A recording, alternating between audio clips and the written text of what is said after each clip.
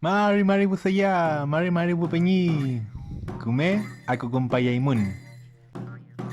Mari Mari es el saludo formal y básico en la cultura mapuche.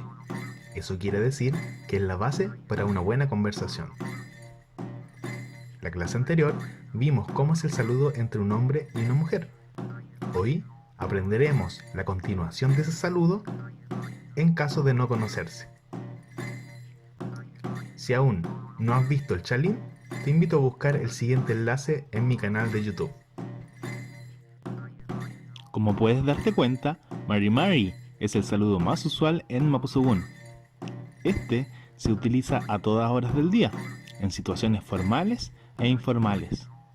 Pero, ¿cómo continúa el diálogo entre dos personas que no se conocen? Te invito a conocerlo. Inay piñeñam, Hinchado nahuel piñen. Aim kaisaya, incheta imin piñen. Chumke ñam lamngen, hinchata chilkatu feñan. Guiño al kutufin. inay piñeñam, Hinchado nahuel piñen. Aim kaisaya, incheta imin piñen. Chumke ñam lamngen, hinchata chilkatu feñan. Ya hemos aprendido el saludo entre un hombre y una mujer. Recuerda que el trato social de una mujer a un hombre es la mien. Mari Mari la mien, dirá la mujer para saludar. Mientras que el trato fraterno de un hombre a una mujer será sella. Mari Mari sella, hola hermana. Pero no te equivoques, entre hombres el trato social será peñi.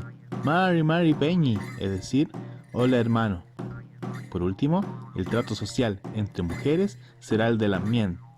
Mari Mari la mien, hola hermana.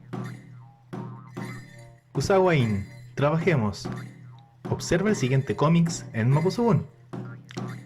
Luego, con la ayuda del vocabulario, intenta traducir el castellano en los globos correspondientes. Kume huechupeta mixzau. Que te quede bueno tu trabajo. Peukayal, nos vemos. Chao, chao.